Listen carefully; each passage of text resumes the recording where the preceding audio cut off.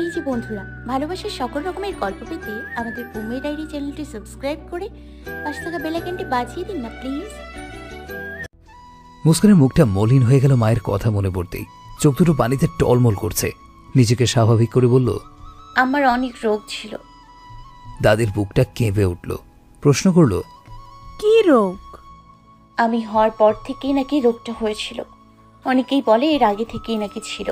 আমার আগে 3বার বাচ্চা পেটে এসেছিল, একটাও টেকেনি। তারপর অনেক বছর পরে নাকি আমি হয়েছি। আমি হওয়ার পরে থেকেই আব্বা আমার সম্পর্ক খারাপ হতে থাকে। আব্বা চাইছিল একটা ছেলে সন্তান হোক, কিন্তু হলো মেয়ে। সেই নিয়ে ভীষণ রাগ ছিল তার। বলি মাথা নিচু করে ফেলল। মাথা নিচু করেই বলল, আমাকে চিকিৎসাও করায়নি। মানুষ বলতো চিকিৎসা করালে নাকি আমার আম্মা বাঁচত। বলেই হাউ মাউ করে কাঁদতে লাগলো মুস্কান। দাদিও কান্নায় ভেঙে পড়ল। মুস্কানকে জড়িয়ে সেও কাঁদতে লাগলো। বহু বছরে চাপা আর্তনাদগুলো যেন বেরিয়ে এসেছে আজ। ইমন দাদিকে বলেছিল মুস্কান কিভাবে কি পরিস্থিতি থেকে ইমনের কাছে এসেছে, কিন্তু তার মনে প্রশ্ন থেকেই গেল। আর ভাবতে লাগলো, তারেক এমনটা কেন করবে? এমনটা করাই তার কি স্বার্থ থাকতে পারে? নিজের রক্তের সাথে এমনটা করতে একটু আত্মা কাঁপলো না ওর? এত ভালোবাসা কোথায় হারিয়ে গেল? তাহলে কি আমিই ভুল ছিলাম আর বাকি সবাই ঠিক? আমি কি নিজের হাতে নিজের মেয়ের বলি দিলাম? কিন্তু সেই সময় তো আমার আর উপায় ছিল না। কারো তো কোনো ক্ষতি হলো না, যা হওয়ার শুধু দুজনেরই হলো। হে আল্লাহ, দুনিয়াতে তাকে সুখ শান্তি দাওনি, পরকালে যেন তাকে সুখ দিও। কেউ যদি তার সাথে বিশ্বাসঘাতকতা করে থাকে, তাহলে তার শাস্তি যেন সে দুনিয়াতেই পেয়ে যায়। মরার আগে একটাই চাওয়া, আমি যেন সবাইকে সব সত্যিটা জানাতে পারি। ইমন দাদু ভাইকে যেন সবটা জানিয়ে যেতে পারি। যে করেই হোক ওদের বিয়েটা আমাকে তাড়াতাড়ি দিয়ে দিতে হবে। বিয়ে না হওয়া অবধি সব সত্যি সামনে আনা যাবে না, তাহলে একরামুল বাধা হয়ে আসতে পারে আর আমাকে সব সত্যি খুঁজে বের করতে হবে। দাদি নিজের কান্না চেপে বলল, কাঁদিস না, আমার দাদু ভাই জানলে রাগ করবে। মুস্কান চুপ হয়ে গেল। মাথা তুলে দাদির দিকে তাকালো। দাদি বলল, আমার দাদু ভাই তোকে ভীষণ আপন করে নিয়েছে রে। তুইও আপন করে নিয়েছিস বুঝি? দাদু ভাইকে সারা জীবন এভাবেই আগলে রাখবি তো? মুস্কান লজ্জা পেয়ে গেল। অবাক চোখে দাদির দিকে চেয়ে রইল। দাদি আঁচল দিয়ে মুখ চোখ মুছল। মুস্কানের চোখ মুখও মুছে দিল। আমার কর্তা আমার থেকে 17 বছরের বড় ছিল। আমার সাথে যখন তার বিয়ে হয় তখন আমি 9 বছরের। হাফ প্যান্ট পরে বাড়ি বাড়ি দৌড়াদৌড়ি করছিলাম। তখনই ইয়া বড় লম্বা খাম্বার মতন একটা মানুষ আমার সামনে এসে দাঁড়ালো। আমি কোমরে হাত দিয়ে বললাম, আপনি কেডা? তখন উনি চোখের চশমাটা খুলে আমাকে ভালো করে দেখলো। আবার চশমা চোখে দিয়ে আমার বাড়ির ভিতরে ঢুকে আমার বাজানের সাথে কি জানি আলাপ পরিচয়টা করলো। পরের দিনই বাজান আমার কোলে করে নিয়ে বসিয়ে কর্তার সাথে বিয়ে পরিয়ে দিল। প্রথম দিকে বিছানা ভিজাতাম, তা নিয়ে কর্তা যে কি রাগারাগি করতো। সংসার তো বুঝতামই না। স্কুলে ভর্তি করাই দিল। 6-এ ওঠার পর থেকেই কর্তা আমার সাথে রসিকতা করা শুরু করলো। আমি যে কি খেপে যেতাম। উনি যে আমার স্বামী বুঝতামই না। বুঝলাম তো যখন 9-এ পড়ি। সে সময় ছেলে মেয়ের প্রেম হতো চিঠি আদান প্রদানের মাধ্যমে। আমাকেও এক ছেলে চিঠি দিল। তা দেখে কর্তা সে কি রাগ। ওই চিঠির জন্য তো তাড়াহুড়ো করে এক বাচ্চার মা বানিয়ে দিল। একরামুলকে কোলে বসিয়েই এসএসসি পরীক্ষা দিলাম। এমন পরিবারের বউ হয়ে আসছিলাম যে তারা পড়াশোনাকেই প্রাধান্য দিত বেশি। সেই সুবাদে আমারও শিক্ষিত হওয়া হয়ে গেল। পবিত্র মন নিয়ে কারোর সাথে সারা জীবন থাকতে চাই। কাউকে মন থেকে ভালোবাসলে, মনের জোর থাকলে ঠিক দুজন মানুষ দুজনের আপন হয়ে উঠতে পারে, আশেপাশে মানুষ যাই বলুক না কেন। মুস্কান লজ্জায় মিয়ে যাচ্ছে কেমন। বুকের ভেতরে হাতুড়ি পেটা শুরু হয়ে গেছে। এইটা অবশ্য তার দোষ না, দাদিরও দোষ না, দোষটা বয়সের। এই বয়সে আবেগ ধরে রাখা তো বড়ই মুশকিল। অবুঝ বয়সের অবুঝ আবেগ, অবুঝ মন যাকে বলে। অল্প অনুভূতিতে বেশি মিয়ে যায় মেয়েটা। মুস্কান নিজের সব জিনিসপত্র গুছিয়ে ব্যাগে রেখে ইমনের রুমে গেল তার জিনিসপত্রগুলো গোছাতে। ইমন ব্যালকনিতে বসে সিগারেট খাচ্ছে। মুস্কান রুমে এসে ইমনের জিনিসপত্র গোছাতে লাগলো। ইমন সিগারেটটা মুখে পড়ে ধোঁয়া ছাড়তে ছাড়তে রুমে ঢুকলো। মুস্কান স্বাভাবিকভাবেই তার কাজ করতে লাগলো। ইমন ইচ্ছে করেই বেশি বেশি ধোঁয়া ছাড়তে লাগলো। বেশ মজা নিচ্ছে সেই মুহূর্তে। সে যেন তার স্বভাবের বিরুদ্ধে গিয়ে মেয়েটাকে জ্বালানোর চেষ্টা করছে, কিন্তু কোনোভাবেই মুস্কানকে খেয়াল করতে পারছে না। সে যেন তার সব জ্বালাতন সহ্য করার ক্ষমতা নিয়েই জন্মেছে। এই মেয়েটা কি দিয়ে তৈরি? অবাক লাগে। ভীষণ অদ্ভুত সব মায়া, অদ্ভুত সব ক্ষমতা, অদ্ভুত সব সহনশীলতা। এর মাঝেই যেন আল্লাহ তাআলা সব উজাড় করে দিয়েছেন। প্রথম দেখাতেই যে মানুষটা হাটে আঘাত করতে পারে সে সত্যি সত্যি অদ্ভুত। শুরুটা শারীরিক আঘাতে হলেও এরপর প্রতিটা আঘাত করেছে মনে। যে আঘাতগুলো বুকের পা পাশে লেগেছে, যে আঘাতে ছিল শুধুই মুগ্ধতা। ও শুধুই আমার জন্য তৈরি, ও আমার মুগ্ধময়ী, যা প্রতিটা কাজে, প্রতিটা কথায়, প্রতিটা ব্যবহারে শুধু মুগ্ধতা চেয়ে থাকে, নমনীয়তা ভরে থাকে। ভাবতে ভাবতেই হুঁশ ফিরল মুস্কানের নরম হাতের স্পর্শে। মুস্কানের আতঙ্ক ভরা চোখ মুখে বলা কথাটায়। ঠোঁট পুড়ে যাবে তো। কি করছেন? এভাবে কেউ সিগারেট খায়? ইমন নিচের দিকে তাকিয়ে দেখলো সিগারেটের শেষ অংশটুকুই পড়ে আছে, আর একটু হলেই আগুনের ছ্যাঁকা খেত। ইমন মুস্কানের দিকে চেয়ে বলল, খেয়াল করিনি। এরপর খেয়াল করবেন, নয়তো ঠোঁট পুড়ে ছাই হয়ে যাবে। বলেই বেরিয়ে যেতে নিল। ঠোঁট পুড়ে ছাই হয়ে যায় কিভাবে আবার? মুস্কান থেমে চুপ রইল। ইমনের দিকে অবুধ চাহনিতে চাইতেই ইমন বাঁকা হাসলো আর বলল, ওখানে একটা জিনিস রয়েছে, তোমার কাছে নিয়ে রাখো, আর এখানে দেখবে না, বাড়ি গিয়ে দেখুন। মুস্কান ঘাড় কাত করে সম্মতি দিয়ে জিনিসটা নিয়ে বেরিয়ে গেল। ব্যাগের চেইন খুলে জিনিসটা রাখলো। ড্রেসিং টেবিলের দিকে চোখ পড়তেই বলল, এই বাবা, আমি তো চুলের ব্যান্ডগুলো উঠাইনি। তাড়াতাড়ি গিয়ে ব্যান্ডগুলো নিয়ে ব্যাগে রাখলো। কয়েকটা সেফটি পিন ব্যাগের সামনের পকেটে রাখতে যেতেই ভ্রু কুঁচকে তাকালো। এই গয়না কিসের? বলেই একজোড়া কানের দুল বের করলো। দুলগুলো ছিল গোল্ডের মাঝে সাদা পাথরের। ওটা যে ডায়মন্ড ছিল মুস্কান বুঝতেই পারেনি। বুঝবে কি করে, সে কখনো ডায়মন্ড দেখেইনি। শায়রি তাকে একজোড়া রিং বানিয়ে দিয়েছে স্বর্ণের শুধু। এছাড়া এসব গয়নার প্রতি তার আকর্ষণ নেই। সে বুঝে উঠতে পারছে না এই গয়নাটা কোথা থেকে এলো। তার রুমে তো কেউ আসে না, তাহলে কে রাখলো এটা? কেউ ভুল করে রেখে যায়নি তো? কাকে জিজ্ঞেস করবে এখন? বেশ চিন্তায় পড়ে গেল মুস্কান। দুলজোড়া নিয়ে ইমনের রুমে গিয়ে দেখলো ইমন সেখানে নেই। কেমন ভয় হতে লাগলো। মুখটা চুপসে গেল তার। ভয়ে ভয়ে নিচে নেমে এলো। ইয়ানা ইয়াশোয়া বসে আছে সোফায়। দাদি চেয়ারে বসে পাঞ্চি বুঝছে। ইমন দাদির সামনে বসে আছে। একরামুল চৌধুরী নিচে নেমে এলো। ইয়াশোয়া মুস্কানকে দেখে শয়তানি মাখে একটা হাসি দিল। কারণ মুস্কান যখন সব কাপড় গুছিয়ে ইমনের রুমে যায়, তখনই ইয়াশোয়া তার মায়ের কথা অনুযায়ী তার ডায়মন্ডের দুল মুস্কানের ব্যাগে রেখে আসে। তাদের প্ল্যান অনুযায়ী সাজিয়া বেগম এই তো কিছুক্ষণের মধ্যেই চিৎকার চেঁচামেচি করতে করতে নিচে নেমে আসবে আর মুস্কানকে বাজেভাবে সকলের সামনে অপমান করবে। কিন্তু তাদের সব পরিকল্পনা যে এইভাবে মাটি হয়ে যাবে সেইটা মামে ভাবতেই পারেনি। মুস্কান দাদির পাশে দাঁড়াতেই ইমন ভ্রু কুঁচকে বলল, কিছু বলবে? মুস্কান আরো ভয় পেয়ে গেল। ইমনের খটকা লাগলো ভীষণ। দাদি বলল, কি রে, কি হয়েছে? মুখটা এমন হয়ে আছে কেন? মুস্কান এক ঢোক গেল। হাতটা সামনে এগিয়ে দিয়ে বলল, এটা আমার ব্যাগে ছিল, কিন্তু এটা তো আমার না।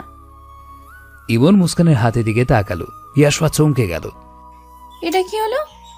নাটক সিরিয়াল দেখে একটা প্ল্যান সাজালাম, কিন্তু এন্ডিংটা এমন ঘুরে গেল কেন? এখন কি হবে? ওরে মাদার বাংলাদেশি, তুমি কই? ও মা, এটা তো বৌমার কানের দুল, তোর বাবা দিয়েছে। ওটার ওর ব্যাগে কি করে গিয়েছে? ইমনের মেজাজ খারাপ হয়ে গেল। বসা থেকে উঠে দাঁড়ালো। মুস্কানের হাতটা শক্ত করে চেপে ধরে একদম নিজের সামনে নিয়ে এলো। কড়া গলায় বলল, এই মাথায় কিচ্ছু নেই তোমার।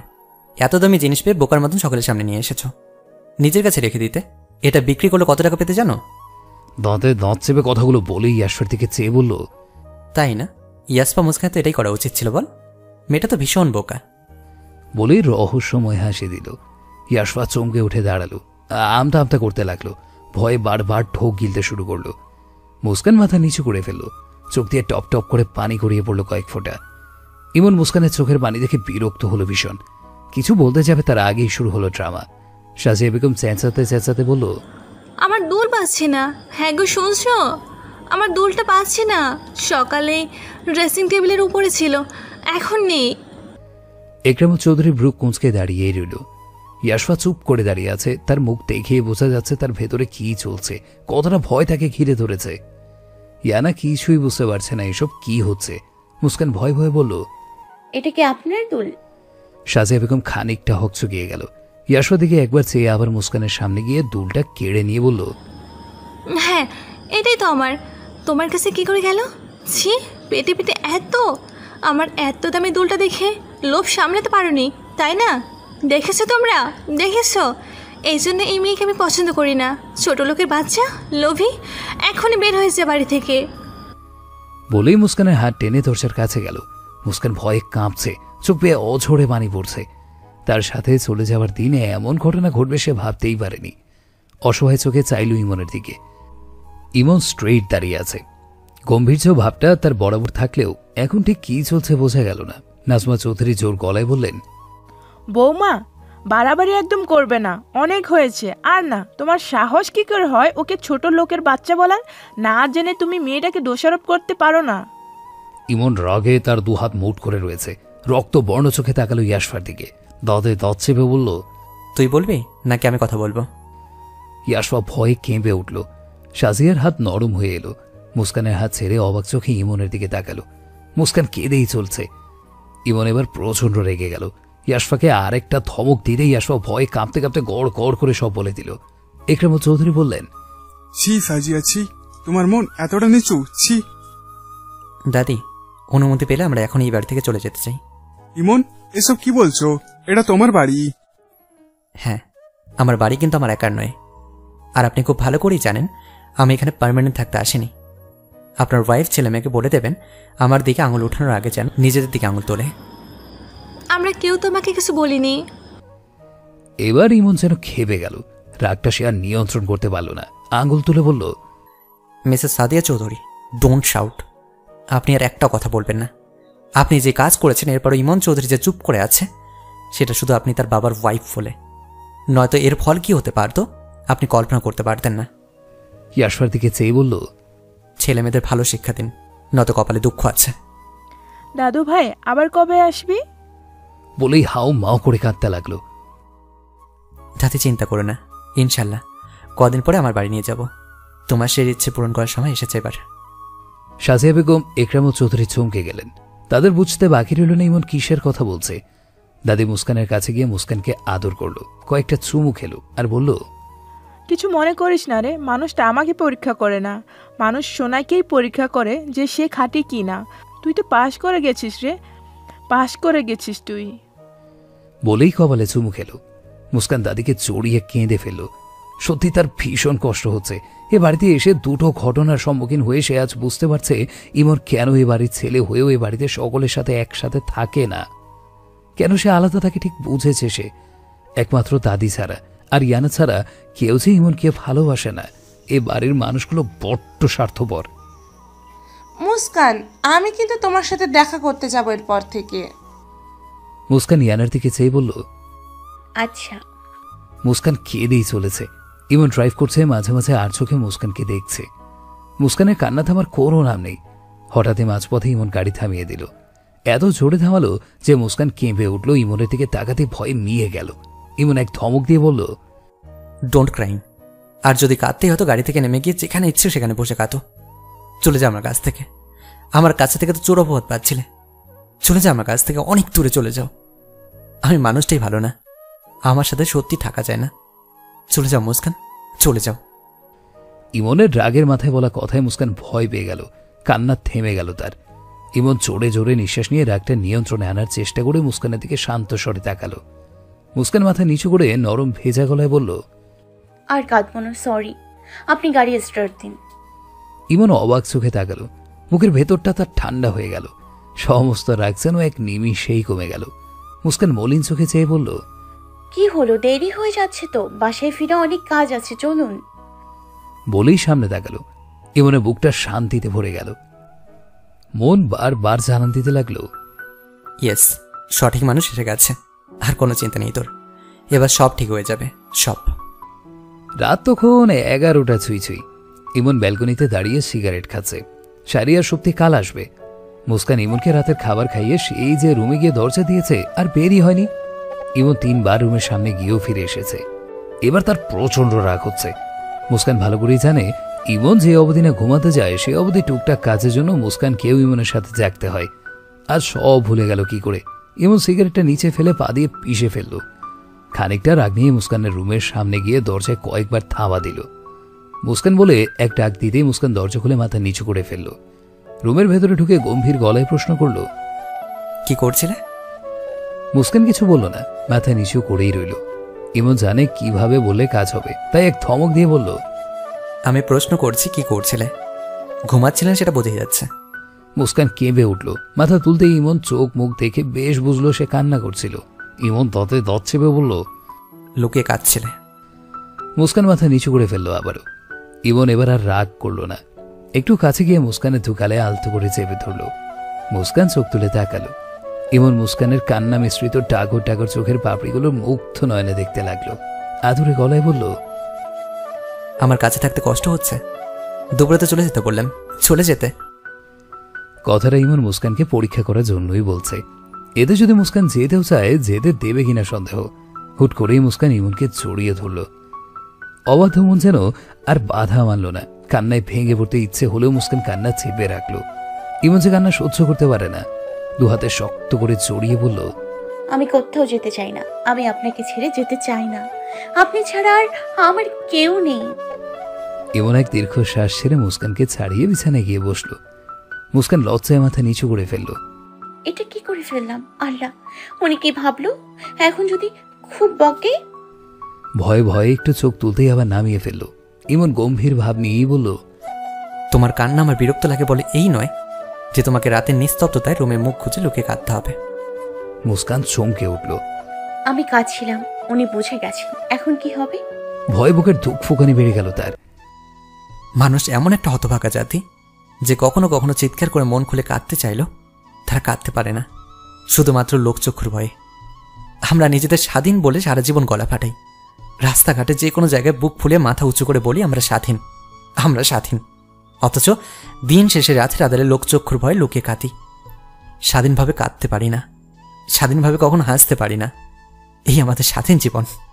এমনটা হতে পারে না কারো মন খারাপ, বাবা মা বন্ধু বান্ধব আশেপাশের মানুষ ভালোবাসার মানুষ হাজব্যান্ড ওয়াইফ আঘাত দিয়েছে, তুমি মন করে কাঁদতে চাও, দুহাত উঠিয়ে উন্মুক্ত বুক পেতে কেউ ডাকতে পারে না, বলতে পারে না আসো আমাকে আঁকড়ে ধরে যত পারো কাঁদো, চিৎকার করে কাঁদো, মনের সব আবেগ খুলে প্রকাশ করো, সব ব্যথা চোখের জলের মাঝে ছুড়ে দিতে দাও। কাঁদো, তুমি অনেক কাঁদো। মানুষের জীবন কেন এমন থাকবে? হাসতে গেলে বাধা, কাঁদতে গেলে বাধা, বাধা বাধা বাধা, কেনই বাধা? বলতে পারো কেউ? মুস্কান, কষ্ট হচ্ছে? কাঁদতে চাও? আমায় আঁকড়ে ধরো, তুমি কাঁদো, মন খুলে কাঁদো, সব ব্যথা প্রকাশ করে দাও। বলে ইমন দু হাত তুলে মুস্কানের দিকে তার উন্মুক্ত বুক পেতে দিল। মুস্কান আর নিজেকে আটকে রাখতে পারল না। এভাবে আজ পর্যন্ত কেউ তাকে বলেনি। মা মারা যাওয়ার পর শান্তিতে মন খুলে কাদার জায়গাটুকুও পায়নি সে, আর ইমন তাকে সেই জায়গা করে দিয়েছে। সে কি না গিয়ে পারে? ছুটে গিয়ে ঝাঁপিয়ে পড়ল ইমনের বুকে, হাউ মাউ করে কাঁদতে লাগলো আর বলতে লাগলো, আপনি এত ভালো কেন? আপনি আমায় এত বোঝেন কেন? জানেন আমার খুব কষ্ট হয়েছে আজ। বিশ্বাস করুন, আমার মনে ওসব খারাপ চিন্তা নেই। আমি লোভী না, বিশ্বাস করুন। আপনি আমাকে চলে যেতে বললেন, কিন্তু আমি তো আপনার কাছেই অনেক ভালো আছি। আপনাকে ছাড়া এক মুহূর্ত ভালো লাগে না। আমি আপনার কাছেই থাকতে চাই। আপনাকে আমার খুব ভালো লাগে। আপনার খুশিতে আমি নিজে খুশি হই, আপনার সুখে আমি নিজে সুখ পাই, আপনার কষ্টে আমার বুকটা ফেটে যায়। তাহলে আপনাকে ছেড়ে আমি কি করে ভালো থাকবো? কোথায় যাব আমি? আমার যে সত্যি যাওয়ার জায়গা নেই। আপনার মতো করে কেউ তো আমার জন্য ভাবে না। তাহলে কেন আপনি আমাকে চলে যেতে বললেন? রাগ হলে মারুন, বকুন, কখনো চলে যেতে বলবেন না। আমি আমার সারা জীবন আপনার নামে লিখে দিতে চাই। সারা জীবন আপনাকে রেঁধে খাওয়াতে চাই, আপনার সমস্ত কাজ করে দিতে চাই। আমি এই সব দায়িত্ব থেকে কখনোই মুক্তি চাই না, বিশ্বাস করুন। আমি কখনো আপনার থেকে মুক্তি চাই না। আর যদি কখনো আপনার থেকে মুক্তি হতে হয়, সেদিন যেন আমার মরণ হয়। ইমন মুস্কানকে ছাড়িয়ে দিয়ে উঠে দাঁড়ালো। মুস্কান কেঁদেই চলেছে। এসব কথা মুস্কান বলতে পারছে? সত্যি ও বলছে তো? এগুলোর অর্থ বুঝে বলছে তো? তুমি যা বলছো ভেবে বলছো? তোমার সারা জীবন আমাকে লিখে দিলে। এইটুকুন মেয়ে এত বড় বড় কথা বলে সাহস আসে কোথা থেকে তোমার? মুস্কান বিছানা ছেড়ে উঠে দাঁড়ালো, মাথা নিচু করে বলল, আমার ভুল হলে মাফ করে দিন, কিন্তু মন যা বলেছে আমি তাই বলেছি। আমি আপনার থেকে অনেকটা ছোট বলে আমার কি কোনো মন নেই? মনের কি কোনো বয়স আছে? ইমন হকচকিয়ে গেল। এতটুকু মাথায় এত কঠিন কথা আসে কোথা থেকে? দাদি শিখিয়েছে নাকি এসব? ভেবেই মুস্কানের দিকে গম্ভীর দৃষ্টি রেখে একটু ঝুঁকে বলল, মুগ্ধময়ী, কথার মুগ্ধতায় ডুবে মারতে চাইছে নাকি আমাকে? মুস্কান লজ্জা পেয়ে গেল। লজ্জা পেলে আপনি? দায়িত্ব যেহেতু তুমি নিতে চেয়েছ, দায়িত্ব তো এবার তোমাকে নিতেই হবে। মনে রেখো, এতদিন যে দায়িত্ব নিয়েছো সেই দায়িত্ব আর এই দায়িত্ব কিন্তু এক হবে না, এই দায়িত্ব অনেক কঠিন হবে তোমার জন্য। তবে তুমি নিজ থেকে দায়িত্ব নিতে চেয়েছ, আমি না দিয়ে কী করে পারি বলো? তোমাকে যখন আমার নামে লিখিয়ে দিলে তো আর কি করার, হয়ে যাক, যা হবার করে নেব তোমাকে আমার সম্পত্তি। ভুলেই বাঁকা হাসলো। মুস্কান ইমনের কথার কোনোটাই বুঝলো না, শুধু এইটুকু সে বুঝে ইমন তার খুব আপনজন। সে যা করবে তাতেই তার ভালো হবে, তার হ্যাঁতে হ্যাঁ, তার নাতে না, এইটা ছাড়া আর কিচ্ছু সে বুঝতেও চায় না, জানতেও চায় না। ইমন হালকা কেশে মুখে আবারও গম্ভীর্য ভাব এনে বলল, ঘুমিয়ে পড়ো, সকালে অফিস আছে আমার। বলে রুম ছেড়ে বেরিয়ে গেল। মুস্কান দরজা লাগিয়ে বিছানায় শুয়ে চোখ দুটো বন্ধ করে বুকে হাত রেখে জোরে জোরে কয়েকটা নিঃশ্বাস নিল। বুকের ভেতর কেমন কেমন যেন করে। এমন করে কেন উনি কাছে আসলেই? ধ্যাত, ঘুমিয়ে পড়ি, কাল সকালে উঠেও আবার ওনাকে খাবার রেডি করে দিতে হবে। ইমন রুমিকে বাঁকা হাসলো। রিক্তাকে ফোন করলো। ইমন চৌধুরী যা বলেছিল ঠিক তাই হয়েছে। তোকে বলেছিলাম না, যা হবে মুস্কানের ইচ্ছেতে হবে। মানে মুস্কান নিজেই বলেছে? কি বলিস কি, মেয়েটার তো বেশ সাহস, নিজে থেকেই প্রপোজ করে বসলো। সাহস না, বুঝেছিস? ও যেভাবে করেছে সেভাবে হয়তো পৃথিবীর কোনো মেয়েই কোনো ছেলেকে বলবে না। ও বাবা গো, কি বলিস? কি তা কিভাবে বললো?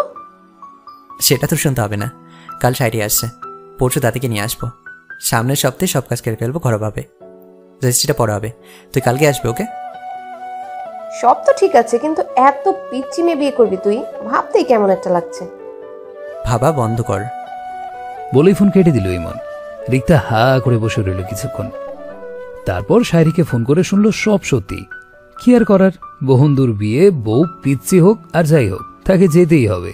তবে কথা হলো, ভার্সিটি কয়টা মেয়ে যে স্ট্রোক করবে আল্লাহ জানে। ভেবেই কাঁথায় গায়ে চেপে শুয়ে পড়ল। 3টা বেজে গেছে, তবু ইমনের চোখে ঘুম নেই। সব বাজে চিন্তা আর কালো অতীতটা এসে মাথায় চাপছে। প্রচণ্ড রাগ হচ্ছে, সব ভেঙে চুরে শেষ করে দিতে ইচ্ছে করছে। কিন্তু এমনটা হলে হবে? আমি কি নতুনভাবে বাঁচতে পারবো না? আমার মুগ্ধময়ীকে নিয়ে নতুন করে শুরু করতে পারবো না? রাগে নিজেকে কন্ট্রোল করতে না পেরে ফ্রিজ থেকে ড্রিঙ্ক বের করে আবার রেখে দিল। এখন এই অবস্থায় তার সঙ্গী হয় ড্রিঙ্ক হবে, নয়তো তার মুগ্ধময়ী হবে। সে মুগ্ধময়ীকেই বেছে নিল। মুস্কানের রুমে গিয়ে ঘুমন্ত মুস্কানের দিকে কিছুক্ষণ মুগ্ধ নয়নে চেয়ে কয়েকবার ডাক দিল। মুস্কান ঘুম ঘুম চোখে চেয়ে ইমনকে দেখে ধড়ফড়িয়ে উঠে বসলো। ওড়নাটা গায়ে জড়িয়ে ইমনের দিকে চেয়ে উত্তেজিত হয়ে বলল, কি হয়েছে? আমার সাথে চলো। মুস্কান কিছু না বলে বিছানা ছেড়ে উঠে ইমনের পিছু পিছু তার রুমে গেল। ইমন বিছানায় সোজা হয়ে গায়ে এলিয়ে দিল। মুস্কান পাশে দাঁড়িয়েই রইল। মাথাটা ভীষণ দৌড়াচ্ছে, ঘুম আসছে না আমার। মুস্কান বুঝে গেল কি করতে হবে। চুপচাপ মাথার কাছে বসে চুলগুলো আলতো করে টেনে দিতে লাগলো। ইমন চোখ দুটো বন্ধ করে ফেললো। মুস্কান ওভাবেই মাথায় টিপে দিতে লাগলো, কখনো কপালে 2 আঙুল দিয়ে, কখনো চুলগুলো আলতো করে টেনে ধরল। 4টার দিকে ইমন ঘুমিয়ে গেল। মুস্কানও ওভাবে বসে ইমনের মাথার কাছে গাল ঠেকিয়ে এক হাতে গলা ধরে কখন ঘুমিয়ে গেছে বুঝতেই পারেনি। মুস্কানের মুখের গরম নিঃশ্বাস ইমনের মুখে লাগছে ক্রমাগত। 8টা বেজে গেছে, ইমনের ঘুম ভেঙে গেল। কারো গরম শ্বাস মুখে লাগছে বুঝতেই বাসে চোখ ফেলতেই চমকে গেল। মুস্কান এভাবে বসেই ঘুমিয়ে গেছে। ওহ গড! ইমন উঠতে নিতেই মুস্কান একটু নড়ে ইমনের গলায় রাখা হাত দিয়ে ইমনের গলাটা বেশ ভালোভাবে নিজের সাথে জড়িয়ে ধরল। ইমনের দাড়িগুলো মুস্কানের গালের সাথে লেপ্টে আছে একদম। ইমনের শ্বাস দ্রুত হয়ে গেল। ঘুমন্ত মুস্কানের দিকে মুগ্ধ নয়নে চেয়ে রইল। ইচ্ছে করল কপালে ভালোবাসার পরশ এঁকে দিতে। চোখ দুটো বন্ধ করে ফেলল ধীরে ধীরে। ঠোঁট এগিয়ে নিতেই মুস্কানের ঘুম ভেঙে গেল। ইমনের ঘোর লাগা চোখের দিকে চেয়ে বুকের ভেতরটা তার থক করে উঠল। পুরো শরীরে অদ্ভুত শিহরণ খেলে গেল। লজ্জায় মিয়ে গেল কেমন। ডান হাতটা ইমনের ঠোঁটে চেপে ধরল। ইমন চমকে উঠে ঘোর কাটিয়ে মুস্কানের চোখের দিকে তাকালো। প্রথমে অপ্রস্তুত হলেও পরক্ষণে ইমনের মেজাজটা বিগড়ে গেল। চোখ মুখ শক্ত করে চেয়ে রইল। এত বড় সাহস আমার কাছে ব্যাঘাত ঘটায়? আমি কি খারাপ কিছু করতে আসছি নাকি? আমি যা করতে চাইছি তা তো তোমাকে করতে দিতে হবেই। ভেবেই মুস্কানের হাতটা শক্ত করে চেপে ধরল। মুস্কান ইমনের অমন রাগী চাহনি শক্ত স্পর্শে ভয়ে কোঁকড়িয়ে গেল। ইমন কেমন দৃষ্টি নিক্ষেপ করে আঙুলের ফাঁকে আঙুল ঢুকিয়ে বিছানায় চেপে ধরল। আরেক হাতে মুস্কানের ঘাড়ে শক্ত করে চেপে ঠোঁট এগিয়ে নিল কপালে। কপালে ঠোঁটের ছোঁয়া যে এত তীব্রভাবে কেউ দিতে পারে তা বোধ হয় কোনো মেয়েরই জানা নেই। মুস্কানের তো একেবারেই নেই। শরীরটা কেমন শিরশির করছে তার। বুকের ভেতর চঞ্চলতা ক্রমশ বেড়েই যাচ্ছে। ঘন নিঃশ্বাসের মৃদু ছোঁয়াগুলো ইমনের গলায় লাগছে ক্রমশ। কপাল থেকে ঠোঁট সরিয়ে মুখের দিকে তাকালো ইমন। মুস্কানের মুখভঙ্গি দেখে হাতের বাঁধন হালকা করে সরে গেল। বিছানা ছেড়ে উঠে হালকা কেশে কাট কাট গলায় বলল, এত ঘুম কিছে না? এখানে কি ঘুমাতে বলেছে? নিজের রুমে গেলেই তো পারতে। যাও, খাবার রেডি কর আমার জন্য, বেশি টাইম নেই। বলেই বাথরুমে ঢুকে গেল। মুস্কান কয়েক দফা শ্বাস নিয়ে চট করে বিছানা ছেড়ে উঠে দাঁড়ালো। ভ্রু কুঁচকে একবার নিজের ডান হাত আবার কপাল ছুঁয়ে দেখছে। উনি এমনটা কেন করলো? ঘুমিয়ে গিয়েছিলাম বলে কি শাস্তি দিল? ইস, চোখটা লেগে গেছিল। আল্লাহ, কি ভয়টাই না পেয়েছি। কপালে চুমু খেলো নাকি কি করলো কিছুই তো বুঝলাম না। চোখ মুখ দেখে তো বোঝা যাচ্ছে বেশ রেগে গেছে। যাই, তাড়াতাড়ি সব রেডি করে গিয়ে তবেই রাগটা কমে যাবে। বলেই এক ঢোক গিলে ছুটে রুম ছেড়ে বেরিয়ে গেল। ফোনে কথা বলতে বলতে ইমন সিঁড়ি বেয়ে নেমে আসছে। সাদা শার্ট, কালো কোট, কালো প্যান্ট পরা, হাইট অনুযায়ী একদম পারফেক্ট বডি। মুস্কান রান্নাঘর থেকে ইমনকে লক্ষ্য করছে। সামনাসামনি সেভাবে দেখতে পারে না, দূর থেকে দেখে শুধু এতেই বেশ ভালো লাগে তার। কাছাকাছি শুধু তার প্রয়োজনগুলো খেয়াল করে যায়। দূর থেকে তার সবটাই খেয়াল করে। কথা বলা, হাঁটা চলা, রাগ সবটাই মুখস্থ হয়ে গেছে তার। তার চোখে এমন পুরুষ, এমন ব্যক্তিত্ব আর দুটো ধরা পড়েনি। কেমন যেন বড্ড ভালো লাগে। টিভিতে দেখা হিরোদের মতো জিম করা বডি, এতটা লম্বা, দাদির কথায় লম্বা খাম্মার মতো। কিন্তু আমি তো এইটুকু, আমার সাথে কেউ নাকি মানায়? ভেবেই মনটা খারাপ করে ফেলল মুস্কান। আবারও চোখ তুলে তাকালো, অবলোকভাবে চেয়ে দেখতে লাগলো। গাল ভর্তি ঘন কালো দাড়ি, গোলাপি ঠোঁট জোড়া নাড়িয়ে নাড়িয়ে কথা বলতে বলতে নিচে নেমে এলো। ডাইনিং টেবিলের সামনে এসে চেয়ার টেনে বসে পড়ল। ফোন কেটে পকেটে ঢুকিয়ে রান্নাঘরের দিকে একবার চেয়ে আবার চোখ ফিরিয়ে অপেক্ষা করতে লাগলো। বুঝলো আজ একটু দেরি হয়ে গেছে, বুয়াও আসেনি, একা একা করছে, তাই লেট হয়েছে বোধহয়। মুস্কান সব খাবার গুছিয়ে সামনে দিল। ইমন খেতে শুরু করলো। মুস্কান চুপচাপ দাঁড়িয়ে আছে। বেশ কিছুক্ষণ পর নিচে গলায় বলল, সারিয়া পাশ ব্যাচ। ইমন খেতে খেতে জবাব দিল, রিক্তাও আসবে। ও, দাদি কালকে আসবে। মুস্কানের মুখে হাসি ফুটে এলো। উত্তেজিত হয়ে বলল, সত্যি? ইমন চোখ তুলতেই মুস্কান মুখটা স্বাভাবিক করে নিয়ে বলল, না মানে খুব ভালো হবে তাহলে। শুধু দাদি নয়, ইয়ানা, অভ্র এবং বাবাও আসবে। অভ্র ইয়ানার বড় ভাই আর আমার ছোট কাকার ছেলে। ও, তাহলে তো সবার জন্য অনেক রান্না করতে হবে, বাজারও করতে হবে অনেক। ইমন হালকা ঘেঁষে পানি খেয়ে নিয়ে উঠতে উঠতে বলল, সে নিয়ে তোমাকে ভাবতে হবে না। শায়রি আসার আগে যেই আসুক না কেন দরজা খুলবে না, রুমে বসে বসে পড়াশোনা করবে। মুস্কান ঘাড় কাত করে সম্মতি দিল। ইমন উপরে উঠে গেল। মুস্কান সব গুছিয়ে নিজের জন্য বাড়া খাবারটা ঢেকে এক গ্লাস পানি নিয়ে উপরে চলে গেল। ইমন বেরিয়ে গেলে সে খেতে বসবে। দরজার সামনে আসতে ইমন মুস্কানের দিকে তাকালো। মৃদু হেসে বেরিয়ে গেল। বড্ড ভালো লাগে তার এই জিনিসটা। সে যখন বেরিয়ে যায়, মুস্কান তখন এভাবেই তার সাথে পায়ে পা মিলিয়ে দরজা অবধি আসে।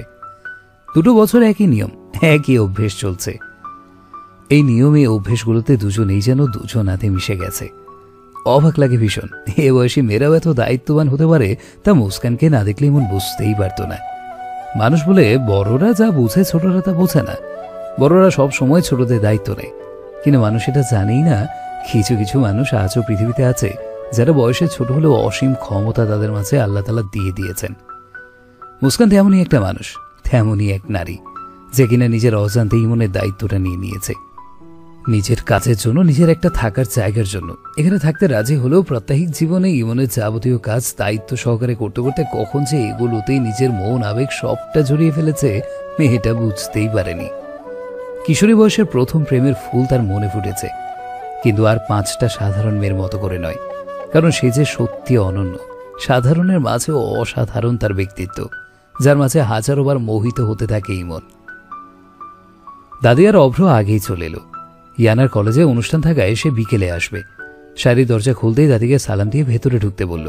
সুপ্তি দৌড়ে এলো অভ্র মামা বলতে বলতে।